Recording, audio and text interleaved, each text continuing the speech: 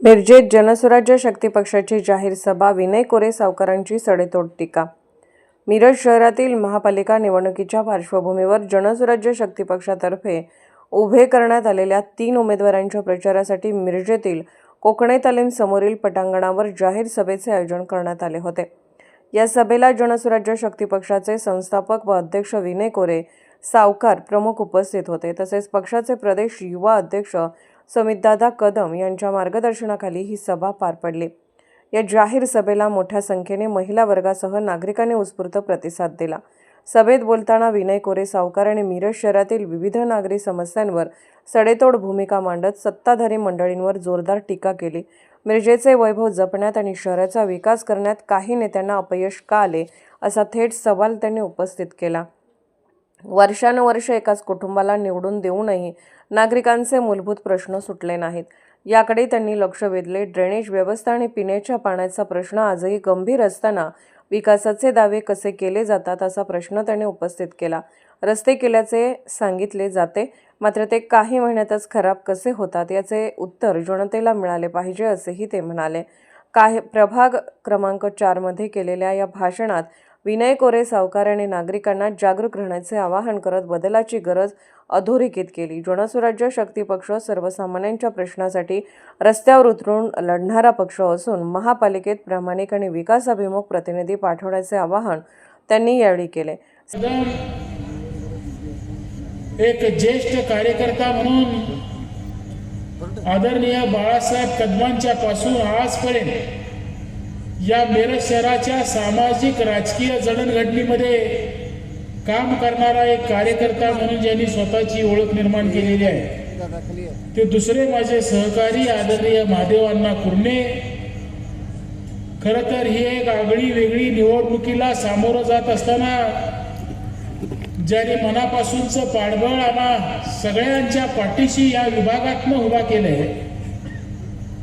मला वाटते वसंतदादा कारखान्याच्या संचालक पदापासून अनेक सामाजिक शेतकरी संघटनेच्या उपक्रमांच्या पर्यंत जे जे योग्य वाटतं ते करत असताना स्वतः धडपड करणारा एक कार्यकर्ता म्हणून ज्यांनी आपली ओळख निर्माण केलेली आहे ते आदरणीय संभाजी मेंढे नाना, आदरणीय डॉक्टर मेत्रे, आदरणीय जयश्रीताई कुर्णे, आदरणीय बाळासो कौलापुरे, कवठे मंकाळावर या कार्यक्रमासाठी खास उपस्थित राहिलेले आदरणीय शंतनू सगरे, खरं तर माजी नगरसेवक आदरणीय डॉक्टर चंद्रकांत पाटील यांनी सुद्धा या ठिकाणी आपल्याला पाठबळ दिलेला आहे। आणि मला वाटते व्यासपीठावर उपस्थित असणारे सगळेच मान्यवर, मी सगळ्यांची नावं या ठिकाणी घेत नाही, ज्यांना आपल्याला निवडून पाठवायचं आहे ते आपले उमेदवार आदरणीय स्वप्नालीताई मेंढे आणि आदरणीय डॉक्टर पंकज म्हेत्रे आणि पारधी समाजातून खरं तर प्रतिनिधित्व करत असताना ज्यांनी आज आपल्याबरोबर या ठिकाणी यायचं ठरवलंय ते आदरणीय स्वातीताई पारधी आणि यांच्याबरोबर काम करणारे सगळे त्यांचे सहकारी कार्यकर्ते। खरं तर जनसामान्यांच्या आयुष्यात सुराज्य साकारावं आणि लोकशाहीमध्ये सुराज्याचा संकल्प जनसामान्यांनी एकत्रित येऊन एका शक्तीच्या स्वरूपात निर्माण करावा, या विचारातून या संघटनेची स्थापना आपण सगळ्यांनी त्या ठिकाणी केली। मला आठवतंय सुरुवातीच्या काळामध्ये 2004 ची विधानसभा आपण या ठिकाणी लढलो, त्याच्यानंतर आलेली 6-7 ची खरं तर महानगरपालिका आपण ह्या शहरामध्ये लढलो आणि काहीतरी चांगलं घडावं हा विचार आपण लोकांच्या समोर मांडायचा प्रयत्न केला।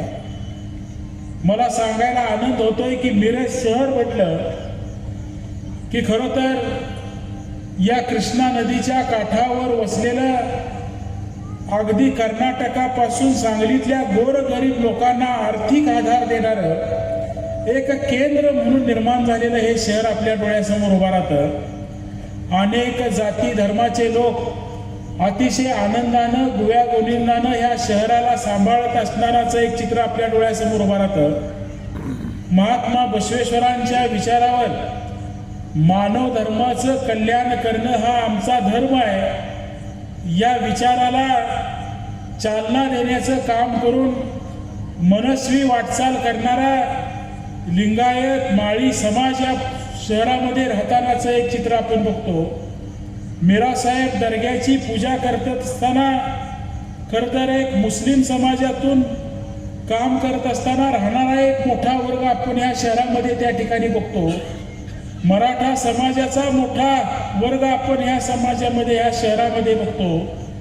मिशन हॉस्पिटल असेल आणि अनेक चर्चेस असतील याच्या माध्यमातून खरं तर ख्रिस्ती विचाराची परंपरा सुद्धा यशस्वीपणानं राबवण्याची एक परिस्थिती या मिरज शहराच्या जडणघडणीकडे बघत असताना आपण त्या ठिकाणी बघतो. माझ्यासारख्या कार्यकर्त्याला ज्या ज्या वेळेला मिरजेत यायला मिळतं, मी अनेक वेळेला सांगितलं की मी लहान असल्यापासून ह्या मिरजेत यायचा खरं तर योग मिळालेला कार्यकर्ता आहे. माझ्या वडिलांची या मिरजेमध्ये खत कारखाना एक मोठा त्या ठिकाणी होता आणि त्या खत कारखान्याच्या वडिलांच्या बरोबर अनेक वेळाला मी या शहरामध्ये यायचो आणि त्यावेळेला बघितलेलं हे मिरज शहर खरं तर त्या वेळेपासून सुरुवात होऊन आरोग्याच्या क्षेत्रामध्ये काही वेगळं करून दाखवलेलं हे मिरज शहर जंक्शनच्या माध्यमातून आजूबाजूच्या सगळ्या गावांना देशाशी जोडणारं हे मिरज शहर खरं तर मिशन हॉस्पिटल सारखं एक सगळ्यांना आधार देणारं मोठं आरोग्याचं केंद्र असणारं हे मिरज शहर सतार उत्पादनाच्या माध्यमातून जगाच्या पाठीवर सतार पुरवण्याची क्षमता असणारं हे मिरज शहर अशा अनेक अर्थानं खरं तर ह्या मिरजेची ओळख मी त्या ठिकाणी बघत आलो. आणि ह्या बदलणाऱ्या काळामध्ये ह्या मिरजेमध्ये आम्ही नवं काय बघायला लागलो, मिरजेनं केलेल्या सुधारणा आम्ही बघायला लागलो का, मिरजेमध्ये येऊन आपल्याला काही चांगलं रोजगार मिळू शकतो, काम मिळू शकतं, आर्थिक दृष्ट्या सुबत्ता होऊन चांगलं जीवन मिळू शकतो. या काळामध्ये खरं तर या सगळ्यात आपण जाऊ शकलो का. आपल्या वाडवडिलांनी या शहरासाठी ओतलेलं रक्त असेल किंवा शहरासाठी मांडलेली पुण्याई असेल आणि त्यातून निर्माण झालेलं या शहराचं वैभव आज आम्हाला राखता आलं का. अशा अनेक प्रश्नांचं उत्तर खरं तर ह्या प्रकारच्या निवडणुकीकडे बघत असताना तुम्हा सगळ्यांना त्या ठिकाणी सोडवण्याचा प्रयत्न केला पाहिजे. मला आपल्या सगळ्यांना सांगितलं पाहिजे, या प्रभागामध्ये माझ्यासारखा कार्यकर्ता ज्या वेळेला येतो, वर्षानुवर्षे एका कुटुंबाला तुम्ही या ठिकाणी नगरसेवक म्हणून निवडून देत आलात आणि इतकी वर्ष ज्या वेळेला एखादा माणूस या विभागाचा प्रतिनिधित्व म्हणून त्या ठिकाणी काम करतो आणि ह्या प्रभागामध्ये प्रथम असणारे प्रश्न आपण सोडवू शकलो का, हा ज्या वेळेला विचार आपण मांडायचा प्रयत्न करतो, ज्याचा उल्लेख समितीने त्याच्या मनोगतामध्ये त्या ठिकाणी केला की तुमच्या या पेट्रोल पंपाच्या समोरचं ड्रेनेज की ज्याच्यावर 85 कोटी रुपये आज अखेर खर्च झाला. मला वाटतं जवळजवळ 15-20 वर्षे हे काम चालू आहे आणि आज अखेर हे काम पूर्ण होत नाही. म्हणजे मग आपण इतके वर्ष सांभाळलेली लोक काय करतात, इतके वर्ष जर काम सुरू असेल आणि त्या कामाचा त्रास रोज जाता येता जर ह्या विभागातल्या लोकांना सहन करावा लागत असेल तर प्रामुख्यानं ह्या व्यवस्थेकडून आपण कुठल्या अपेक्षा करतोय आणि ह्या अपेक्षा पूर्ण झाल्या नसताना सुद्धा तीच माणसं पुन्हा मतं मागायला आपल्या समोर येत आहे, तीच माणसं पुन्हा आपल्याला काहीतरी लालन चालन दाखवायचा प्रयत्न करताय, तीच माणसं आपल्याला वेगळ्या वेगळ्या विचारांच्या मध्ये बांधून आम्हीच पुन्हा विकासाच्या संकल्पना मांडायचा प्रयत्न करताय. हे किती वर्ष आपण चालवणार आहोत आणि तुम्हाला आणि मला मिळालेल्या ह्या मताच्या अधिकाराचं पावित्र्य आपण राखणार आहोत का कुणीही येऊन आमचं मत घेऊन जाऊ शकतं. आमच्या वाडवडिलांनी निर्माण केलेल्या मिरजेचा दर्जा खाली गेला तरी आम्हाला चालेल, पण आम्ही निवडणुकींच्या पुरत्या दिवसाचा विचार करणार, पुन्हा काय घडतं याचा विचार करणार नाही. या अवस्थेतनं आपल्या जन्मभूमीची होणारी ही ससेहोरपट बघणार. असे प्रश्न खरं तर तुम्हाला ह्या निवडणुकीच्या निमित्तानं डोळ्यासमोर घ्यावे लागतील.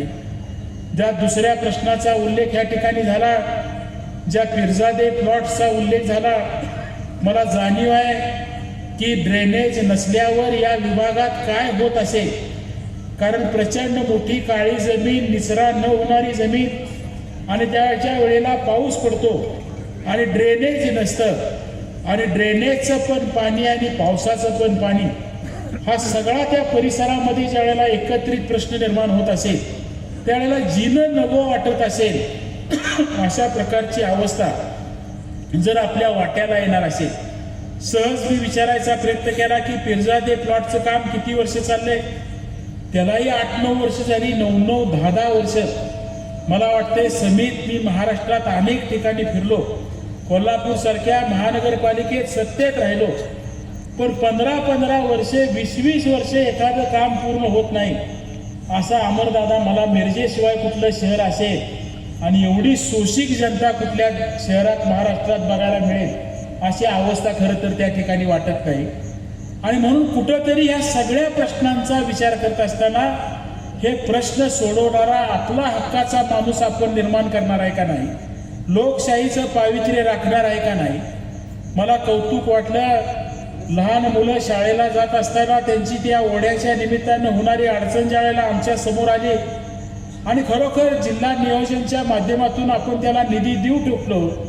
जवळजवळ 2 कोटी रुपयांचा तो ब्रिज पूर्ण होऊ शकला आणि ती लहान मुलं ज्या वेळेला त्या ओढ्यावरून पलीकडे आली आणि त्यांनी त्या व्हिडिओमध्ये मांडलेल्या प्रतिक्रिया ज्या वेळेला वारनेत बसून मी बघत होतो की काम समाधान काय देतं, लहान मुलांच्या चेहऱ्यावरचा आनंद जर आपण या व्यवस्थित राहून निर्माण करत असो, हे काम निर्माण करणारी आज सुराज्यासारखी संकल्पना एका बाजूला तुमच्या समोर आहे आणि खरं तर 20-20 वर्ष ड्रेनेजच्या त्रासानं तुम्हा सगळ्यांच्या या परिसरातल्या राहण्याचा कंटाळा यावा अशी अवस्था निर्माण करणारी एक व्यवस्था दुसऱ्या बाजूला आहे.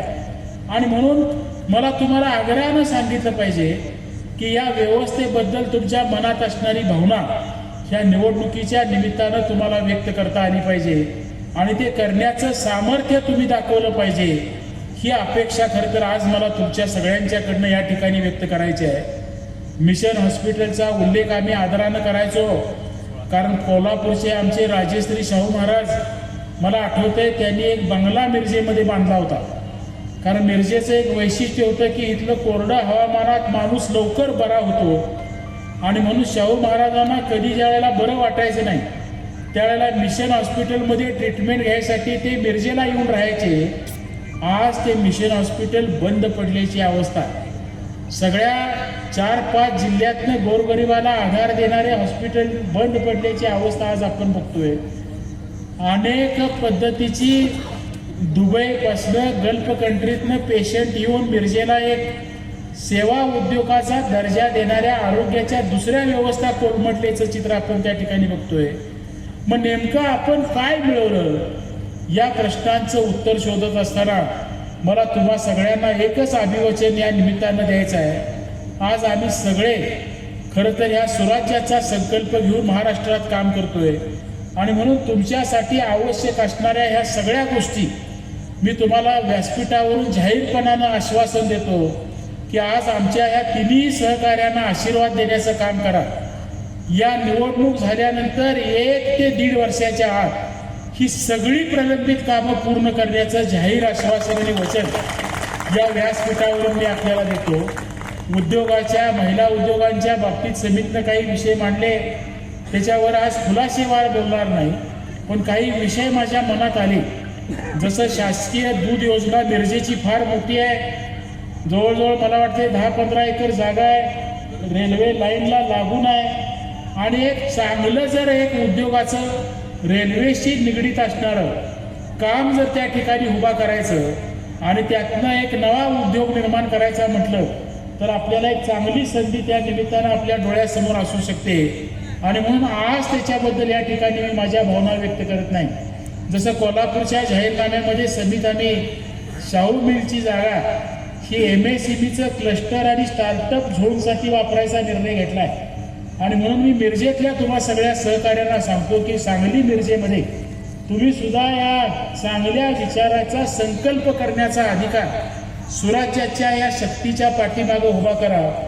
आज या डेअरीच्या जागेत सुद्धा नव्या पिढीसाठी उद्योगांची एक नवी आर्थिक क्षमता निर्माण करणार MSEBचा क्लस्टर झोन आणि स्टार्टअप झोन त्या ठिकाणी निर्माण करण्याचा सुद्धा एक चांगला संकल्प आपल्याला त्या ठिकाणी करता येईल आणि सगळ्याच अर्थानं मिरजेचं वैभव पुन्हा निर्माण करत असताना एक मिरजवासीय म्हणून आपल्या सगळ्यांच्या वतीनं हे काम ह्या निवडणुकीतलं साकारून दाखवा एवढीच अपेक्षा आजच्या ह्या प्रचार सभेच्या निमित्तानं व्यक्त करतो आणि मोठ्या संख्येनं येऊन आपण सगळ्यांनी हे पाठवत आमच्या सगळ्या सहकाऱ्यांच्या पाठीशी उभा केलं आशीर्वाद उभा केला. मला वाटतं ज्या कोकणी तालमीमध्ये आम्ही आता गेलो होतो ती तालीम सुद्धा बाळासाहेब आपल्या कदम साहेबांनीच त्या ठिकाणी बांधली.